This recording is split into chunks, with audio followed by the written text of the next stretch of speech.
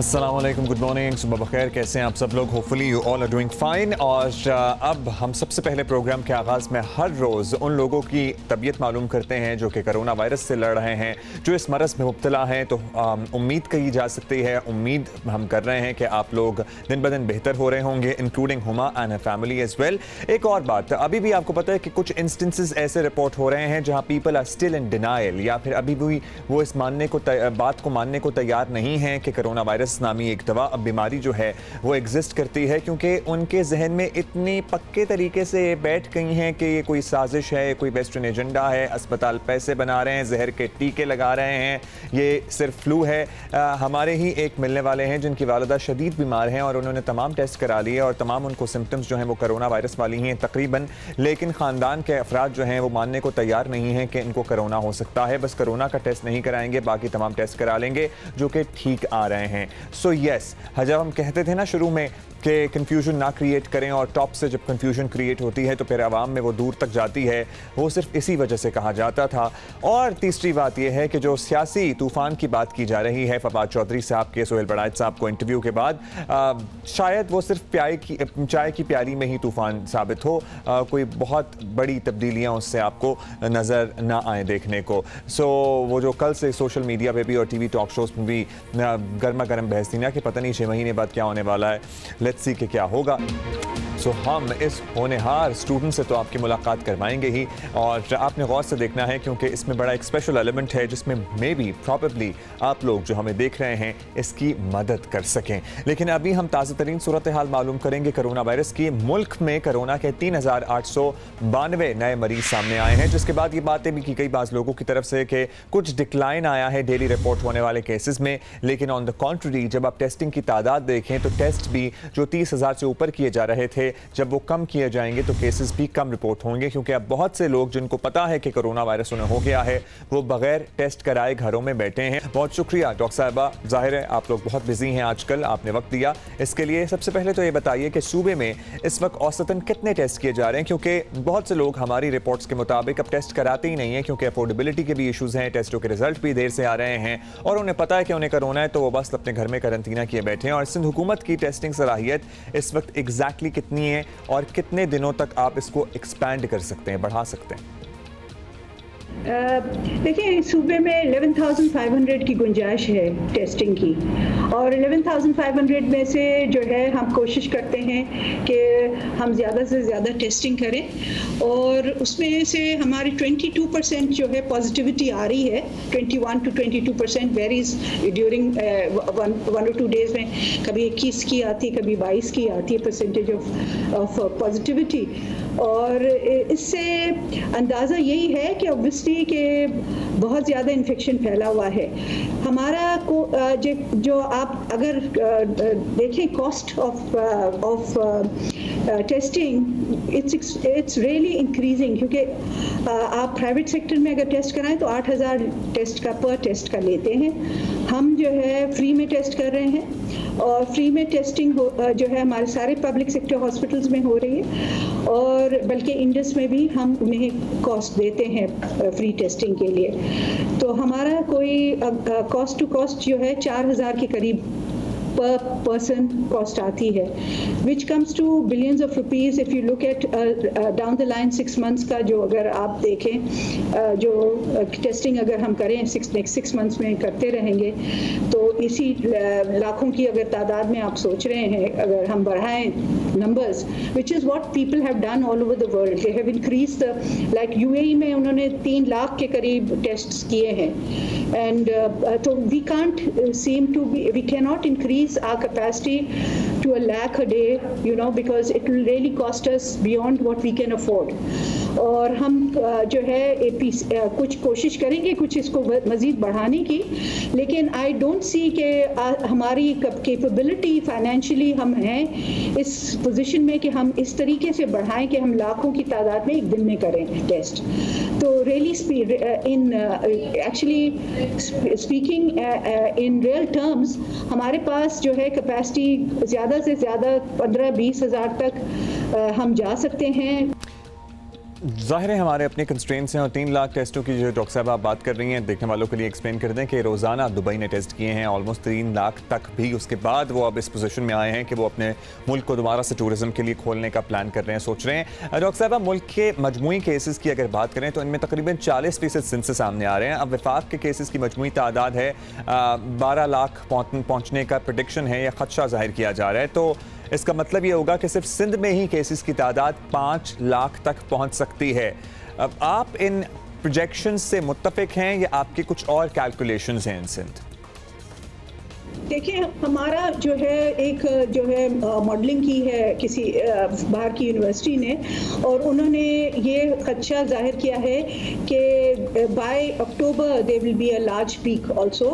एक second peak अगस्त में उन्होंने प्रेडिक्ट की थी, और अभी अक्टूबर में भी एक पीक आएगी। तो क्योंकि इसकी वेव्स में आती है, सेकेंड थर्ड वेव आती है इसकी इन्फेक्शन की, तो ये कुछ कहा नहीं जा सकता कि कितने नंबर्स पे जाएगी। डिपेंड्स अपॉन हमारा सोशल बिहेवियर किस तरीके का होता है। अच्छा डॉक्टर साहब, सारे ही मुल्क के ज़ाहिर अस्पतालों पे दबाव है और सिंध में तो अस्पतालों और सेहत के शोबे पे तनकीद की जाती है, एक नैरेटिव सा है। लेकिन अभी हम आपसे जानना चाहते हैं आपकी ज़ुबानी कि इस वक्त अस्पतालों में सूरत हाल क्या है, कितना दबाव है और पीक के लिए क्या आप लोग प्रिपेयर्ड हैं?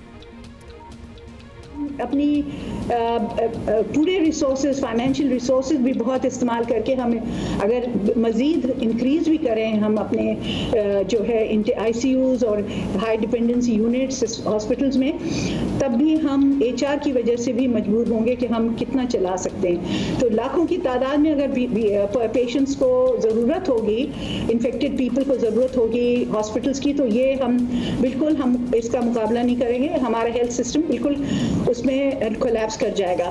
ये हर जगह हुआ है, इवन वेस्टर्न कंट्रीज में हुआ है, और मैं समझती हूँ इसके लिए हमारी कोशिश हद दर्जा रहती है, लेकिन आखिरकार कुछ लिमिटेशंस हैं हमारे भी इसमें। हालांकि आई थिंक इस बजट में भी आपने देखा होगा हाईएस्ट अमाउंट जो है वो आफ्टर एजुकेशन जो है वो हेल्थ को दिया गया है, और हेल्थ के अंदर हम जो है बहुत सारे पैसे डाल रहे हैं इसकी सिस्टम्स को बेहतर करने के लिए। कोविड के लिए स्पेशली बहुत सारे पैसे रखे गए हैं, लेकिन जो है पैसों की अपनी जगह है। पैसे उस वक्त भी इस्तेमाल किए जा सकते हैं जब कोई सिस्टम में HR की जो है हम जो है रिक्रूटमेंट कर सकें, ट्रेंड HR की। यानी कि ज़ाहिर है अगर लाखों में केसेस आते हैं तो our health system would collapse. बहुत शुक्रिया डॉक्टर आज़रा फजल पेट जो हमारे साथ मौजूद थी, और आपने लिमिटेशंस की बात की। आई गेस सभी को we need to take a step ahead of our limitations, और जितना हम अपने सिस्टम को अपने आप को पुश कर सकें हमें करना चाहिए, और इसमें हमारा सबसे ज़्यादा अहम किरदार होगा। अगर अवाम SOPs पर अमल करेंगे तो ये बीमारी कम फैलेगी। और HR का जो आपने मसला उठाया है ना, आप अस्पताल तो बना लेंगे लेकिन उन अस्पतालों में सर्व करने के लिए पैरामेडिकल स्टाफ और डॉक्टर्स की कमी होगी, तो उन अस्पतालों का आप क्या करेंगे, क्योंकि ये भी एक लिमिटेशन है। और जाहिर है इस बीमारी से ओवरकम करने का वाहिद हल यही है कि test, trace, follow up and SOPs। और टेस्टिंग हमारी अभी भी हज़ारों में ही है, और दुबई और हमारी आबादी का कंपैरिजन किया जाए तो कोई मवाजना है ही नहीं, और वहाँ पर 3 लाख टेस्ट भी डेली हुए हैं ऑलमोस्ट।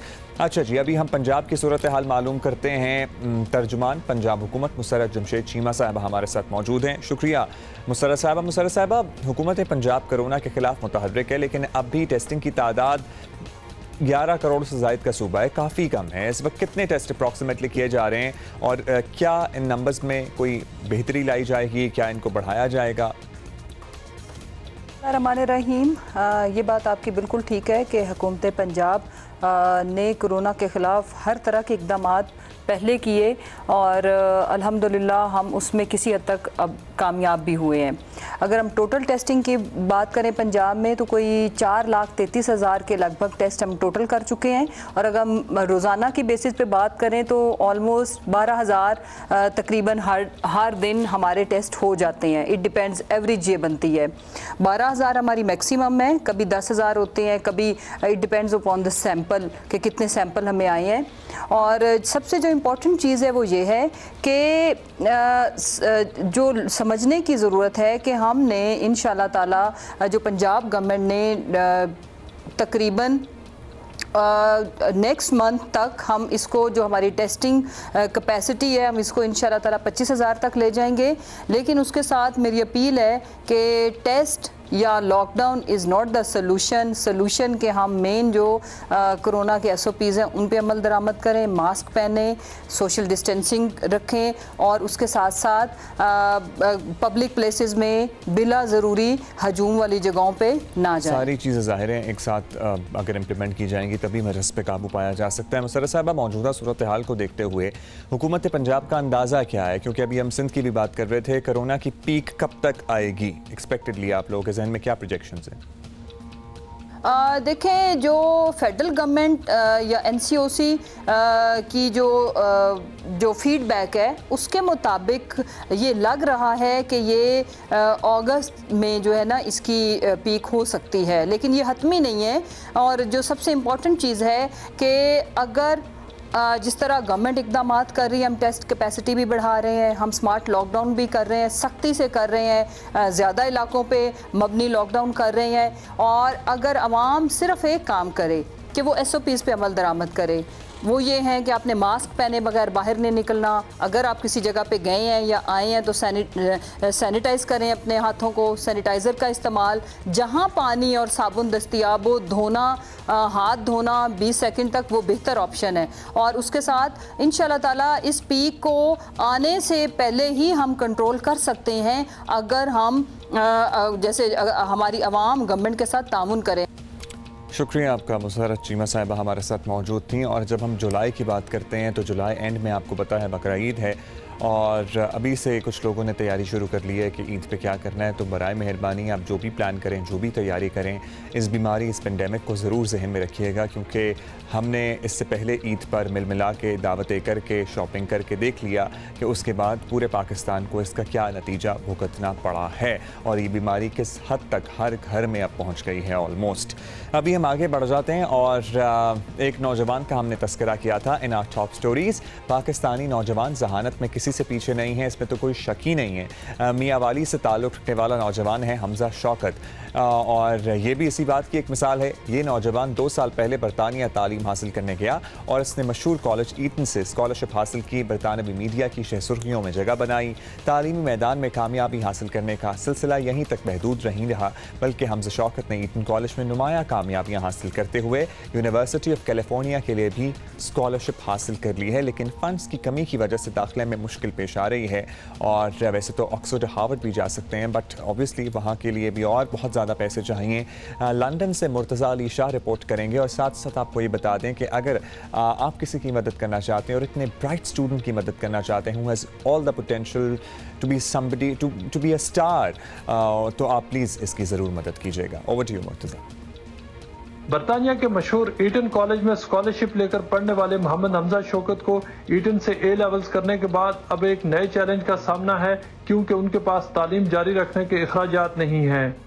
अमेरिकी जो स्कॉलरशिप मुझे डिफ़िकल्टी ये बन गई है कि वो यूनिवर्सिटी ऑफ कैलिफोर्निया अपनी स्टेट के बाहर किसी तरह की फाइनेंशियल एड या स्कॉलरशिप्स देती नहीं है। मुझे जो अचीवमेंट स्कॉलरशिप दी है वो अपनी मैक्स कैप तक दी है, और स्पेशली जो सिचुएशन बन गई है दुनिया में, इसकी वजह से उनकी जो फंड्स हैं वो काफ़ी, वो अब अपनी कैलिफोर्निया के बाहर बाकी अमेरिकन रेजिडेंट्स को भी नहीं दे रहे। मैं पाकिस्तानी एक रेजिडेंट हूँ, उधर की फ़ीस तकरीबन अब $60,000 की रेंज में है, और माई फैमिली हम सारे मियांवाली के बैकग्राउंड के हैं।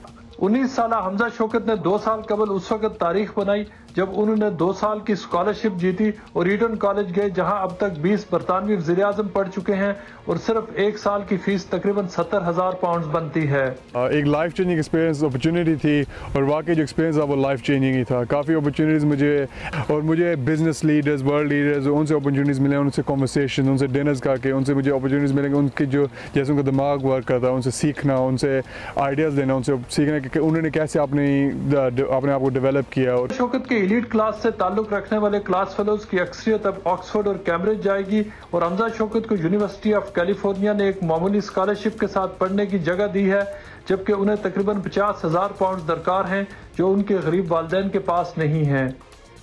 यूनिवर्सिटी मुझे $18,000 दे रही है, लेकिन वो पूरे 4 साल के ऊपर दे रही है। गैप मेरा अबाउट $50,000 to $60,000 रह जाता है। फिल करने के ये है कि हमें sponsorships, private sponsorships, public sponsorships, ये हम उनके लिए लुक आउट कर रहे हैं। उन्होंने कहा कि ईटन कॉलेज का मकसद लीडर्स पैदा करना है। ये स्कूल आपको लीडरशिप सिखाता है और इसकी यूनिक तरीके हैं लीडरशिप सिखाने में।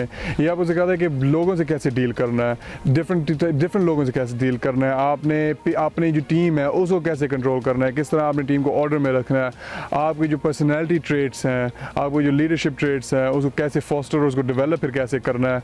हमजा शौकत के वालिद ईस्ट लंदन में मजदूरी करते हैं और उनके पास अपने बेटे की मजीद तालीम के लिए पैसे नहीं हैं। अभी करंटली यूनिवर्सिटी ऑफ कैलिफोर्निया की प्लेस होल्डर हूँ, मुझे साथ उन्होंने स्कॉलरशिप भी ऑफर की हुई है $18,000 की। और मेरे आगे प्लान्स हैं कि मैं social improvement through economic means चाहता हूँ। हमजा शौकत अपने वालिदैन के साथ मियाँ वाली के एक पसमानदा इलाके से चंद साल कबल बरतानिया आए। उनके वालिद एक रेस्टोरेंट के लिए काम करते हैं और मेहनत से बच्चों को पढ़ाया। हमजा के वालिदैन की ख्वाहिश है कि उनका बेटा भी मुस्तकबिल में ईटन से पढ़े हुए बाकी बच्चों की तरह कामयाबी की बुलंदियों पर पहुंचे, लेकिन फिल वक्त उनके पास इस ख्वाब की तकमील के लिए वसाइल नहीं हैं। कैमरामैन मिस्र अमन के साथ Murtaza Ali Shah, Geo news, London. Thank you Murtaza, by the way I love the campus. और Hamza Shaukat, I am sure कि आप जियो न्यूज़ पर, जियो पाकिस्तान में आपका ये तमाम अचीवमेंट का रिकॉर्ड हमने चलाया है, तो बहुत से लोग होंगे जो आपकी मदद के लिए विलिंग होंगे। गरीब वालिदैन क्या मुर्तज़ा, ये तो कोई अमीर वालिदैन भी हों तो वो उनके लिए भी इतनी फ़ीस अफोर्ड करना ज़ाहिर है मुश्किल है। But Hamza, I am sure where there is a will there is a way, और विल तो है आप में, वो अपने आप को आपने प्रूव कर दिया है। तो इंशाल्लाह राहें और रास्ते भी अल्लाह ताला आपके लिए इसी तरह खोलता चला जाएगा और आपकी मंजिल आसान होगी। एक और मामला जिसको हमें सीरियसली लेना चाहिए, कल जब हमारे क्रिकेट टीम के प्लेयर्स के टेस्ट हुए हैं ना, उसमें से जितनी तादाद पॉजिटिव आई है तो हमें अंदाज़ा हो जाना चाहिए कि ये वायरस कहाँ कहाँ तक फैल चुका है और कितने लोग हैं जिन्हें अभी पता ही नहीं है कि वो इसमें मुब्तला हैं। पाकिस्तान क्रिकेट टीम के कई अहम खिलाड़ी कोरोना वायरस का शिकार हो चुके हैं। इंग्लैंड के दौरे में कैसी टीम जाएगी भी या नहीं जाएगी, इज़ दैट इवन पॉसिबल, कुछ समझ में नहीं आ रहा। पाकिस्तान क्रिकेट बोर्ड ने मज़ीद 7 खिलाड़ियों और टीम मैनेजमेंट में शामिल एक रुकन का कोरोना टेस्ट मुस्बत आने की तस्दीक की। 35 टेस्ट्स कराची, पेशावर और लाहौर में किए थे। उनके रिजल्ट्स आज मिले हैं हमें। Apart from Haider Ali, Shadab Khan and Haris Rauf, Kashif Bhatti, Mohammad Hasnain, Fakhar Zaman, Mohammad Rizwan, Imran Khan, Mohammad Hafeez और वहाब रियाज। 10 have been tested positive for the coronavirus. So the list is long, आपने देख लिया। इसके अलावा बोरिस जॉनसन ने भी कुछ खदशात का इजहार किया है कि may be this is not a good time कि आप क्रिकेट को वापस लेके आएँ। सिकंदर बख्त, क्रिकेट के सिकंदर हमारे साथ मौजूद। क्या पहले टेस्ट करके इनको आइसोलेट कर दिया जाता लड़कों को तो ये अब तक रिकवर कर चुके होते, पहले पता लग जाता, या फिर कुछ SOPs पर सख्ती से इनसे इम्प्लीमेंट करने के लिए दबाव डाला जाता? वैसे तो जितने मुँह उतनी बातें, लेकिन क्या किया जा सकता था सूरत हाल में? ये दोनों चीज़ें की जा सकती थी। अब्दुल्ला, सब पहले तो मैं हुमा और उसकी फैमिली को विश करता हूँ, अल्लाह करे वो जल्दी से रिकवर कर जाएं। आपके साथ आप अकेले, मुझे इतने अच्छे अकेले हैं, आप अच्छे लग रहे हैं, मगर नहीं, आप कह रहे हैं कि अकेले अच्छे नहीं लग रहे। It's all right. देखिए अकेले आप अच्छे नहीं लग रहे। अच्छा हुमा से बड़ी रौनक लगती है, बिल्कुल। अच्छा, ये दोनों चीज़ें जो आपने बोली है ना, दोनों चीज़ें पॉसिबल हैं। देखिए, एक तो लड़कों ने प्रैक्टिस की है, पेशावर के सारे लड़के जितने थे वो अपने ग्राउंड पे प्रैक्टिस कर रहे थे। तो प्रैक्टिस करने का मतलब है कि वो उनका इंटरेक्शन हर एक के साथ था। प्रैक्टिस में नेट बॉलर्स भी आते हैं, लोग भी आते हैं, ग्राउंडमैन भी आते हैं, तो उन्होंने बिल्कुल SOPs को फॉलो नहीं किया। इसी तरह जो दूसरी चीज़ आप कह रहे थे कि इनको आइसोलेशन में रखना चाहिए था, तो देखें ये सारे यंग एथलीट्स हैं, ये कैसे रह सकते हैं? मतलब है कि इट्स नॉट पॉसिबल कि एक एथलीट जो है, मैं इस उम्र में भी जो है रात को भागने निकल जाता हूँ खामोशी के साथ, भाग कर आ जाता हूँ, एक दिल बेचैनी सी रहती है कि जी मैंने जाकर एक्सरसाइज करनी हो। तो ये तो यंग प्रोफेशनल क्रिकेटर्स हैं, तो इन्होंने जाकर बाहर खेलना तो है। तो एक तो ये चीज़ हो गई। क्रिकेट बोर्ड अगर इनको आइसोलेशन में भी रखता तो कब तक रखता? खैर अभी भी टाइम है। जो पहला जो इनका सफ़र है वो 28 से शुरू हो रहा है, पहला टेस्ट मैच अगस्त में है, तो अभी इनको 15 दिन का आइसोलेशन है। मगर जो सबसे ज़्यादा नुकसान होगा, में जाते हैं उसको 100% फिट, और फिर उनके जो खेलने के स्किल्स हैं उनकी प्रैक्टिस की बहुत जरूरत होती है। तो ये लड़के हमारे ये मिस करेंगे। इंग्लैंड को ये एडवांटेज हो जाएगा अगर वेस्ट इंडीज की सीरीज होगी तो वो तैयार हो चुके होंगे। तो पाकिस्तान के लिए ये सिचुएशन इतनी मजेदार नहीं है क्रिकेट वाइज भी। अच्छा, और ज़ाहिर है इस बीमारी के साइड इफ़ेक्ट्स में होता है कि अगर आपको कोई ना भी सिम्टम हो ना तो सिकंदर भाई लथार्जिक बहुत हो जाता है इंसान, और उसके बाद रिकवर करते करते काफ़ी टाइम लग जाता है। बोरिस जॉनसन साहब को तो ये आइडिया इतना कोई ख़ास अच्छा नहीं लग रहा है इस वक्त क्रिकेट दोबारा से बहाल करने का इन दिस पेंडेमिक। आपको लगता है कि this is the right time, या फिर कभी ना कभी तो होनी ही है क्रिकेट, तो व्हाई नॉट इन अगस्त? देखें, एक जो सबसे ज़्यादा मुझे जो वो है कि हमें इतनी जल्दी क्यों है कि इंग्लैंड को हम हेल्प करें। आज मैं भी अभी अखबार पढ़ रहा था जब आप लोगों के प्रोग्राम का इंतजार कर रहा था, उसमें जो हमारे डायरेक्टर मेडिकल के डायरेक्टर हैं सोहेल सलीम साहब, उन्होंने भी कहा कि हमें इंग्लैंड की जाके मदद करनी चाहिए। यार ये वक्त जब ये ऐसा वक्त है जिसमें पाकिस्तान को 9 साल किसी ने मदद नहीं की। हम सब चाह रहे थे कि आए क्रिकेट पाकिस्तान में शुरू है, किसी ने मदद नहीं की, मगर एवरीबडी इज़ वेरी कीन, इसलिए कि ज़्यादातर का ताल्लुक इंग्लैंड से है, तो वो चाहते हैं कि इंग्लैंड को हेल्प की जाए, जाके वहाँ पे क्रिकेट खेली जाए। क्रिकेट खेलनी चाहिए, व्हाई नॉट। मगर अब सिचुएशन ऐसी होगी, कुछ लोग कंफ्यूजन बहुत है। मुझे इंग्लैंड से एक डॉक्टर ने मैसेज भेजा जो मैंने आगे फॉरवर्ड भी किया था कि अगर एक दफ़ा किसी को पॉजिटिव हो जाए उसके बाद वो पॉजिटिव नहीं होता, तो इसलिए हमें कुछ चीज़ें मेडिकल वालों से पूछनी चाहिए कि क्या ये है, ऐसी चीज़ें हैं या नहीं है। अच्छा, तो मेरे ख्याल से अगर ये बताइएगा सिकंदर, अब ये तो लड़के रिकवर कर जाएंगे होपफुली इंशाल्लाह, लेकिन अगर ये ज़रा अपनी फॉर्म में वापस आने में टाइम लेते हैं तो हमारे पास बैकअप है इतना तैयार, इतनी तादाद में है लड़के के we can send a good team? नहीं, देखें, हमारे पास लड़के तो बहुत हैं, 200-300 लड़का, 400 लड़का क्रिकेट खेलता है, फर्स्ट क्लास क्रिकेट खेलता है। वो अलग बात है कि क्रिकेट बोर्ड ने इसको कम कर दिया है, मगर उन लड़कों का भी तो टेस्ट होगा। जो लड़के आप सपोज करें रिजर्व्स में से उठाते हैं, 6 लड़के नहीं जा रहे, 6 के बजाय आप 6 लड़कों को उठाएंगे तो उनको अभी से आप रिजर्व में, मेरे ख्याल से क्रिकेट बोर्ड को चाहिए उनके टेस्ट करा लें, उनको आइसोलेशन में भेज दें, जिनके ऊपर उनकी निगाह है कि ये रिजर्व्स होंगे, ये जा सकते हैं, ये रिप्लेस कर सकते हैं। तो उनके लिए वही फार्मूला इस्तेमाल करें जो आपने पहले उसमें सवाल में किया था कि उनको आइसोलेट करें, उनके टेस्ट करें और उनको बोलें घर में बैठो आराम से, ताकि जाने के वक्त फिर पॉजिटिव ना आ जाओ। तो ये चीज़ वो कर सकते हैं। चलें, तो बड़ा अच्छा सजेशन आपने दे दिया, बहुत शुक्रिया। सिकंदर वक्त हमारे साथ मौजूद थे। वज़ीर ख़ारिजा शाह महमूद कुरैशी से हम बात तो करेंगे, लेकिन उससे पहले आपको बता दें कि मामला चल क्या रहा है। भारत लाइन ऑफ कंट्रोल पर खिलाफ वर्जियों से बाज नहीं आ रहा है, लेकिन सिफारती सतह पर मोदी सरकार बौखलाहट का शिकार भी है। तर्जुमान दफ्तर ख़ारिजा का कहना है कि भारतीय इल्ज़ामात नई दिल्ली में पाकिस्तानी हाई कमीशन के स्टाफ में कमी के लिए महज बहाना है। एग्जैक्टली क्या हुआ है ये शाह साहब से पूछते हैं। शाह साहब शुक्रिया, आपने वक्त दिया। शाह साहब, सब जानते हैं कि भारत ने चीन से मुँह की खाई है। पाकिस्तानी हाई कमीशन के अमले पर इल्जाम तराशी करना और आधे अमले को भारत छोड़ने का कह देना, भारतीय सरकार ऐसी हरकतों से क्या लगता है, क्या हासिल करना चाहती है, और पाकिस्तान का रिएक्शन और एक्शन क्या होगा फिर? अब देखिए, भारतीय सरकार का मूव बड़ा वाज़ेह है और वो तवज्जो हटाना चाहती है चीन पे, जो वहाँ चीन और भारत के जो डिस्प्यूटेड मुतनाज़ा बॉर्डर है उससे तवज्जो हटाकर पाकिस्तान की तरफ लाना चाहती है। अब उन्होंने यक लख्त बारहा कहता चला आया हूं कि वो फॉल्स फ्लैग ऑपरेशन का बहाना तलाश कर रही हैं। अब क्योंकि उनको वहां इतनी सुबकी हुई है और आज हिंदुस्तान की जो ऑपोजिशन है वो उनसे सवालात उठा रही है जो वो जवाब नहीं दे पा रहे, तो तवज्जो डाइवर्ट करने के लिए, दूसरी तरफ मोड़ने के लिए उन्होंने एक शोशा छोड़ा और हमारे सफारतकार को कल वहां बुला के डिमाश किया और उनके हाथ में एक नोट वर्बाल थमा दिया और इल्जाम लगाया पाकिस्तान पे, क्या आपके सफारतकार जासूसी कर रहे हैं, आपके सफारतकार जो है, जो दिल्ली में हमारा मिशन है उसका दहशतगर्द तंजीमों से राब्ते हैं। और फिर आपने देखा कि उन्होंने हमारे डिप्लोमेट्स को हरासा करना शुरू किया, उनकी गाड़ियों का ताकुब, सब कुछ आपके सामने है। अब उन्होंने कहा कि 7 दिन के अंदर आप अपना जो अमला है, जो आपकी प्रेजेंस है, उसको निस्फ करके, यानी कि 50% उस पर कमी वाक़ करें। अब ये बिल्कुल नामुनासिब था उनका रवैया। वियना कन्वेंशन और सफारती आदाब के खिलाफ वो हरकतें करते चले आ रहे हैं। चुनांचे पाकिस्तान ने पहले तो उन जितने इल्जामात हैं हमने उनको न सिर्फ कंडेम किया, हमने उनको मुस्तरद किया, लग़्व हैं, बेमानी हैं, बेबुनियाद हैं।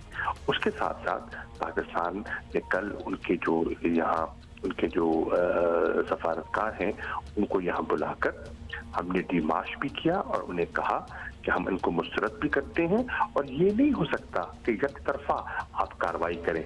अगर आप 50% हमारी दिल्ली में प्रेजेंस कम करेंगे तो आप भी बिस्तर बांधिए और 50% लोगों की। चलो, ये तो आपने क्लियर कर दिया कि आप अगर हमारी प्रेजेंस कम करेंगे तो हम भी यहाँ अल्टीमेटली उनकी प्रेजेंस कम करेंगे। शाह साहब, since you are with us and we would really like you to enlighten us, जितने मुंह उतनी बातें, कल के काबीना इजलास पे बहुत सी चेमागोइयाँ हो रही हैं, हर एक की अपनी एक इनसाइड स्टोरी है, बट हम आपसे ये जानना चाहते हैं कि exactly what really happened. Faisal water साहब का अपेरेंटली ये कहना कि आप और असद उमर साहब तो प्रॉबेबली वज़ीर आज़म बनना चाहते थे, और भी बहुत सी बातें हैं जो मुख्तलिफ लोगों से मंसूब की जा रही हैं। पहली बात तो ये है, काबीना की जो अंदरूनी गुफ्तगू है वो मीडिया पे डिस्कस करना ना मुनासिब है और ना मैं करूंगा। ठीक, हर चीज का एक अपना फोरम होता है और वहां बातें की जाती हैं। पार्टी के मामलात पार्टी का फोरम है, कोर कमेटी है, पार्टी के इजलास है। काबीना के मामलात काबीना में डिस्कस किए जाते हैं, मीडिया पे नहीं किए जाते। मैं आपसे माजरत चाहूंगा।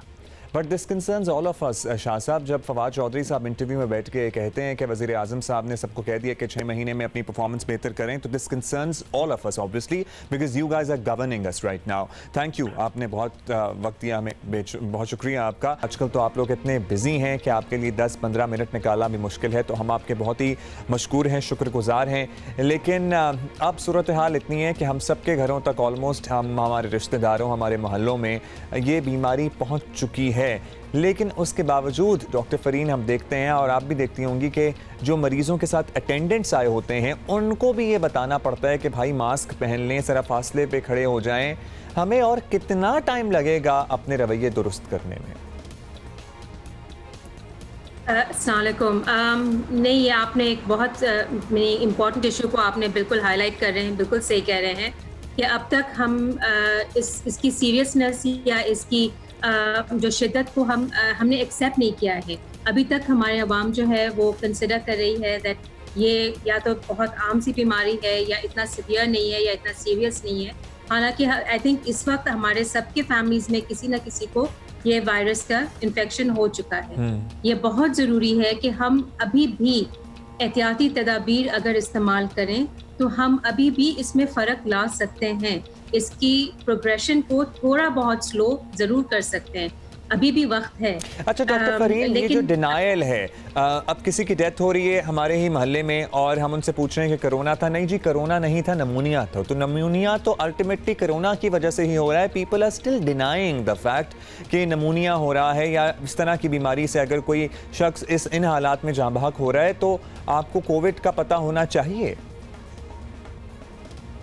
बिल्कुल, असल में देखें, ये बात तो सही बात है कि ऐसा नहीं है कि बाकी सारी बीमारियां ख़त्म हो गई हैं। ये बात ज़रूर है कि हमारे लिए टाइफॉइड, डेंगू, ये सारी बीमारियां, even pneumonia from other organisms बिल्कुल हैं।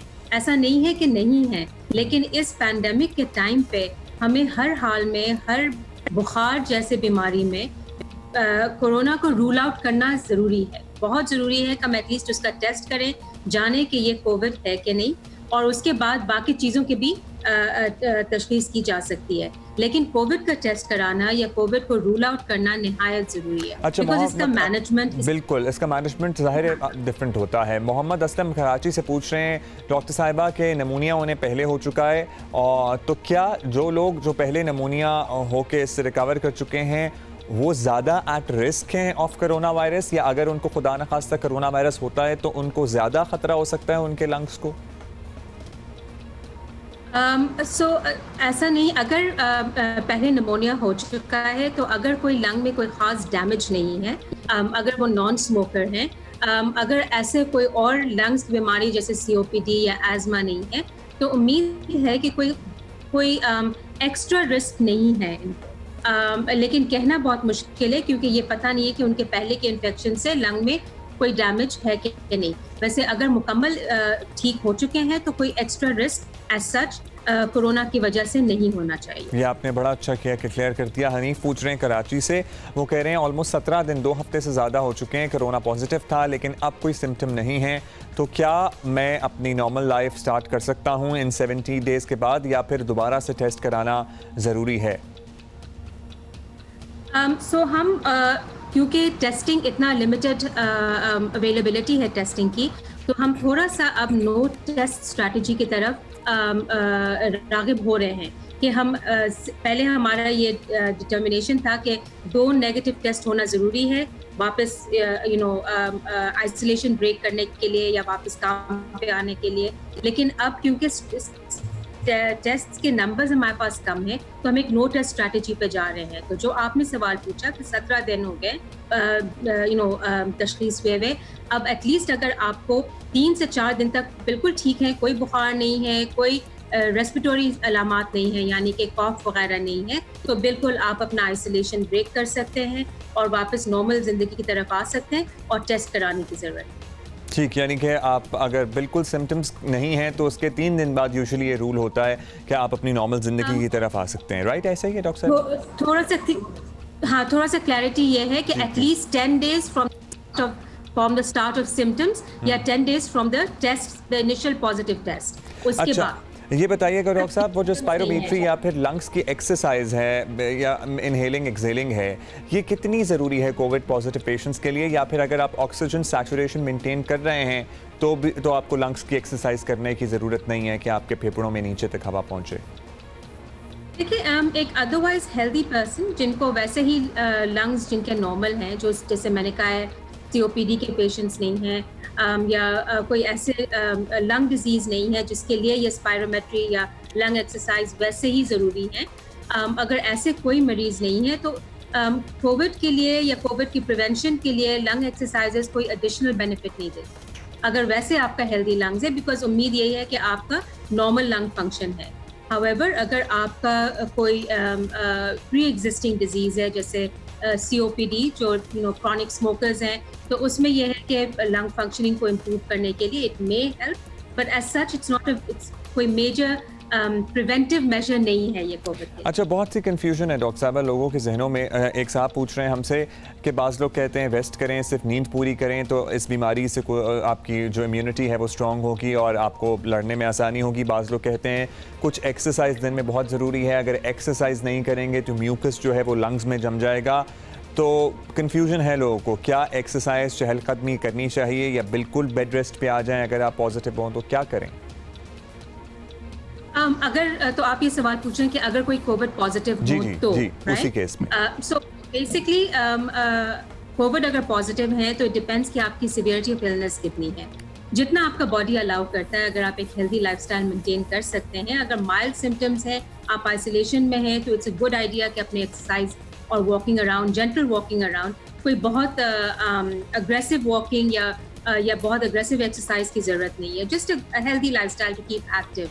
जितना अगर आप मोर एल्डरली हैं या इतना थोड़ा और सिक हैं, तो इस सिचुएशन में जितना आप अलाउ कर सकते हैं, मूवमेंट रख सकते हैं। बेड रेस्ट, अगर उतनी तबीयत ख़राब है कि आप बिल्कुल बेड पे हैं, तो you should be in a hospital. वैसे पेशेंट्स को हम घर पे उनका इलाज नहीं कर सकते हैं। तो जितना वॉकिंग अराउंड पेशेंट्स हैं, जितना अपने आप को आप हेल्दी रख सकते हैं, उतना काफ़ी है। That's more than enough.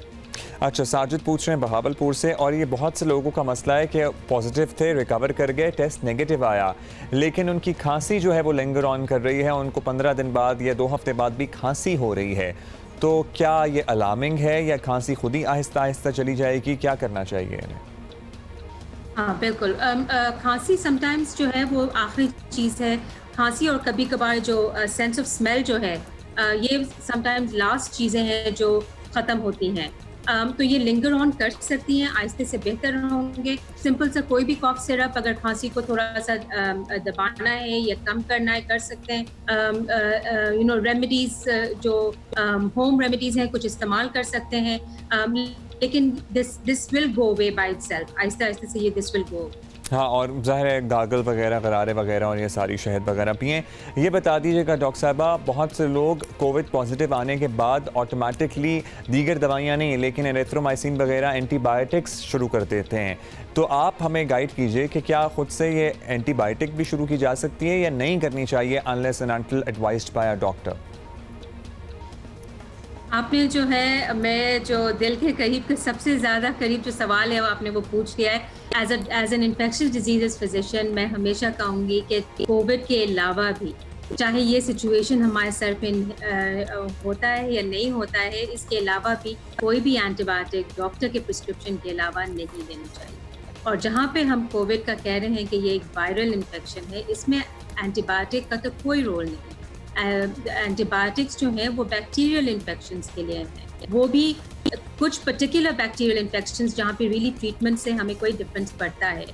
Viral infections में एंटीबायोटिक का कोई रोल नहीं है। ये सेल्फ प्रिस्क्रिप्शन जो हम करते हैं ये बिल्कुल आप प्लीज़ स्टॉप करें, क्योंकि इसकी वजह से हमारे मुल्क में एंटीबायोटिक रेजिस्टेंस इतना बढ़ रहा है इन बाकी जरासीम, जहाँ पे अगर एक स्टेप मैं पीछे ले लूँ और आपसे बात करूँ, जो लास्ट ईयर हमने XDR टाइफॉइड के बारे में इतनी बातें की थी कि टाइफॉइड जैसी बीमारी के लिए हमारे पास कोई दवाइयाँ नहीं रह गई ट्रीट करने के लिए। वो वजह सिर्फ यही है कि हम एंटीबायोटिक्स इतने आसानी से इस्तेमाल करते हैं। तो प्लीज़ कोविड के लिए एंटीबायोटिक का बिल्कुल कोई रोल नहीं, एब्सोल्युटली नॉट। ठीक है, यानी कि ना इस्तेमाल करें।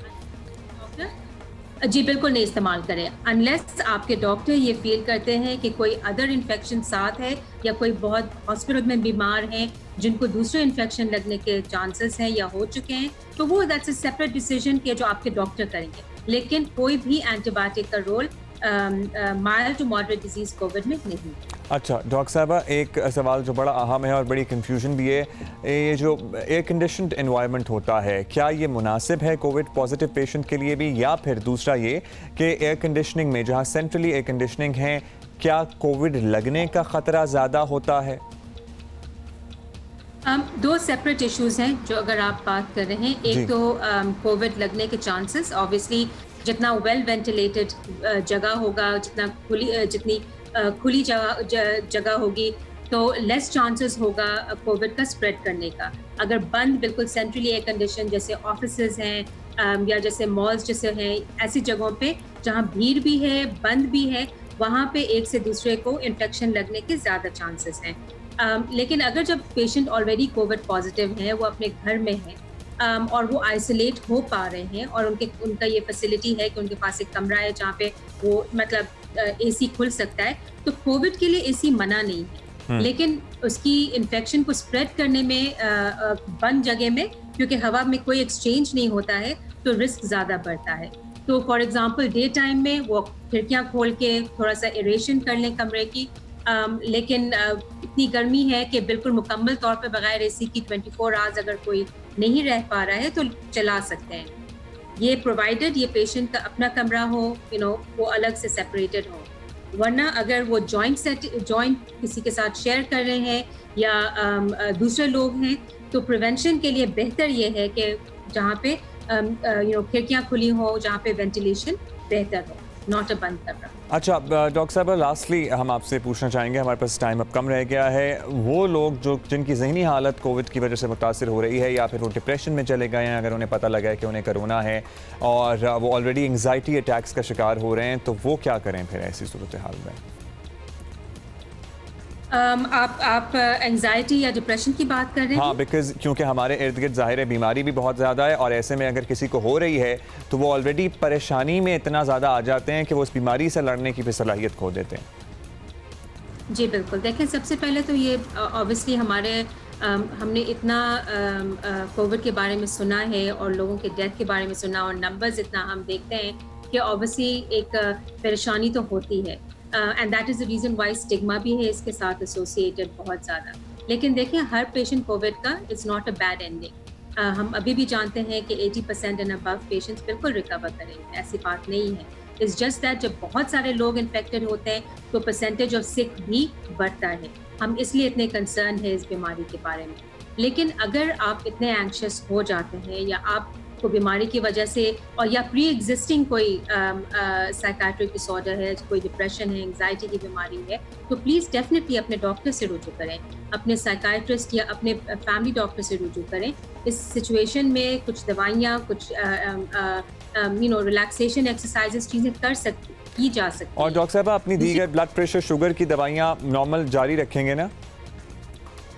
जी बिल्कुल, आप अपने बाकी जो आपके कोमॉर्बिड्स हैं, बाकी बीमारियां हैं, उनकी दवाइयां बिल्कुल हर हाल में जारी रखें। ऑलराइट, बहुत शुक्रिया डॉक्टर फरीन अली हमारे साथ मौजूद थे। हमारे इन्फेक्शियस डिजीज़ NICVD से इनका ताल्लुक।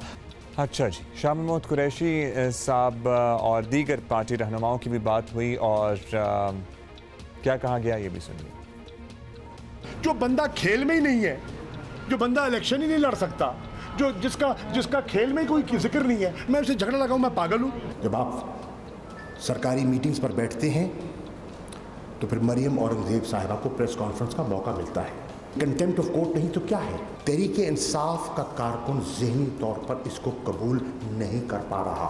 तेजी से चीनी की कीमत में इजाफा हुआ है, मेरे ख्याल में उसके ऊपर भी इन्वेस्टिगेशन करनी चाहिए। वजीर आजम ने फैसला कर लिया है, आप उन पर भी देखेंगे इंशाअल्लाह ताला फरवरी के महीने के अंदर उन लोगों के ऊपर भी फैसले किए जाएंगे और जो इस मसनूई महंगाई का जिम्मेदार है उसको इसकी कड़ी सजा दी जाएगी। फवाद चौधरी साहब ने यह भी इंकशाफ किया है कि वज़ीर आज़म को इदराक है कि वक्त तेज़ी से निकलता जा रहा है और वज़ीरों के पास परफॉर्मेंस के लिए 6 माह का वक्त बचा है।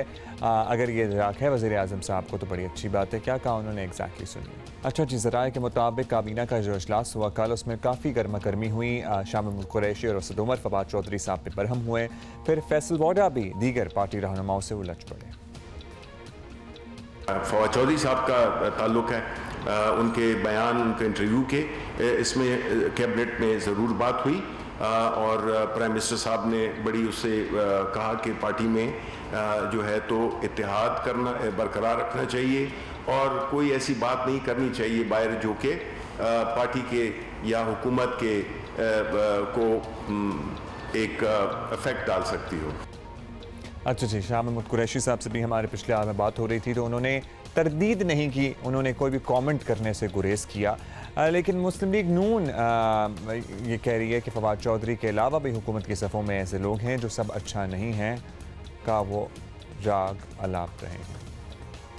मेरी कॉन्स्टिट्यूंसी में एक ज़िला कौंसिल के मेंबर हैं, उनको एहसास प्रोग्राम में 12,000 रुपये मिले। एक मौजे का जो नंबरदार है वो 12,000 रुपये ले गया। ये निशानदही अगर हम करें तो उस पर कार्रवाई होनी चाहिए। ठीक है। एक मुंतखब रुकन जो हैं वो पार्लिमानी अमूर के वजीर भी हैं, अली मोहम्मद खान साहब, उनकी मौजूदगी में नॉन इलेक्टेड मुशीर जो हैं वो कानून के तहत, किस कानून के तहत कार्रवाई चलाते हैं हाउस की?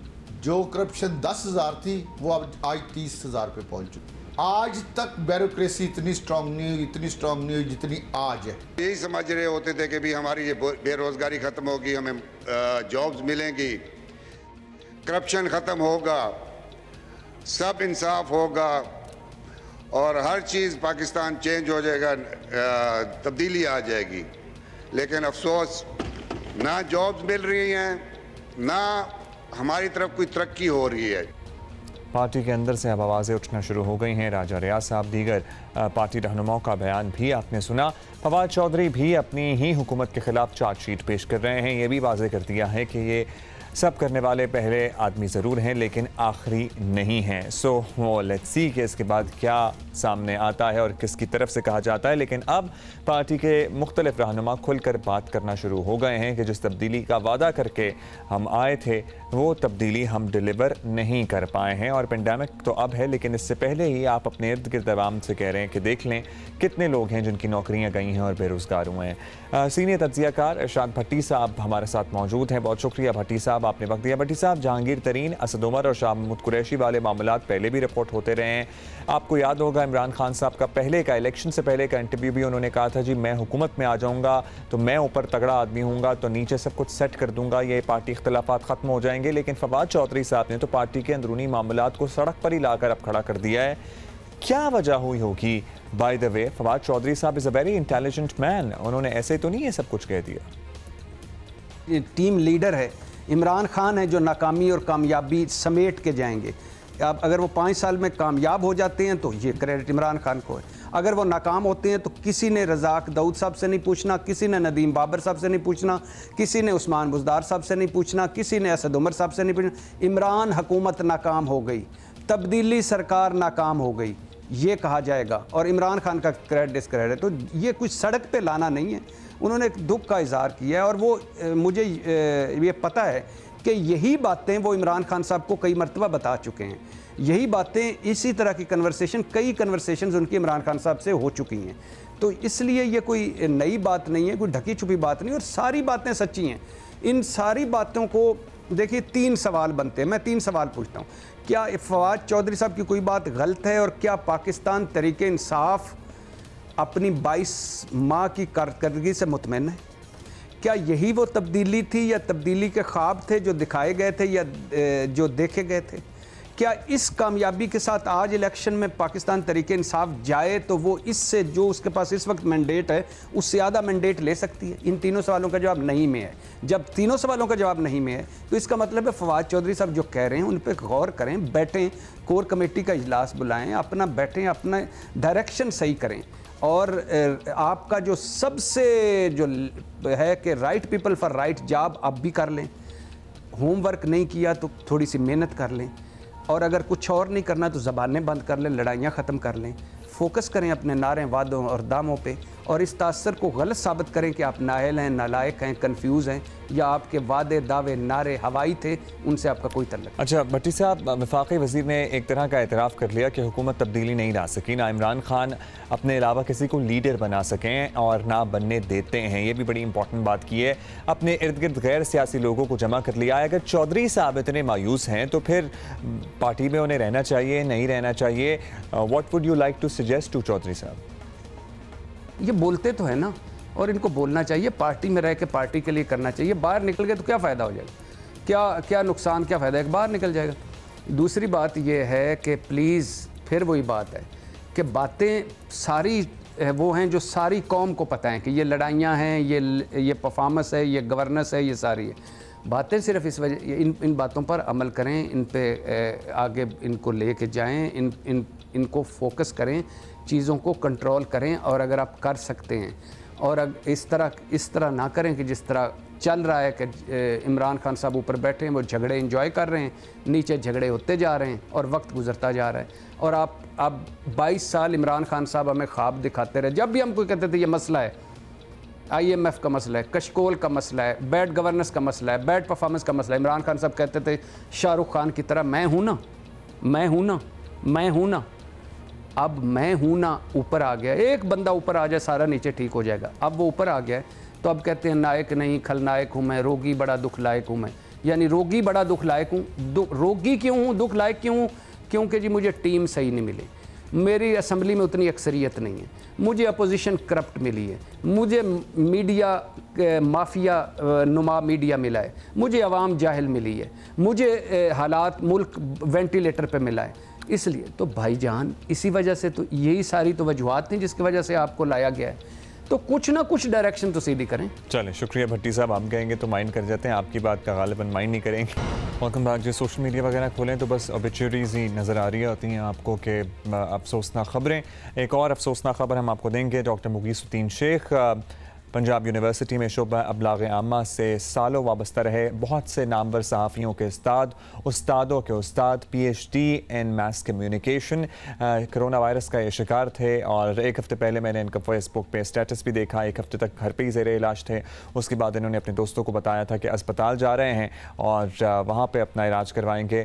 और कल इन्हें रात को वेंटिलेटर पर मुंतकिल किया गया और आज इनके इंतकाल की खबर सामने आ रही है। So yes, we are losing some of the gems, we are losing very important people।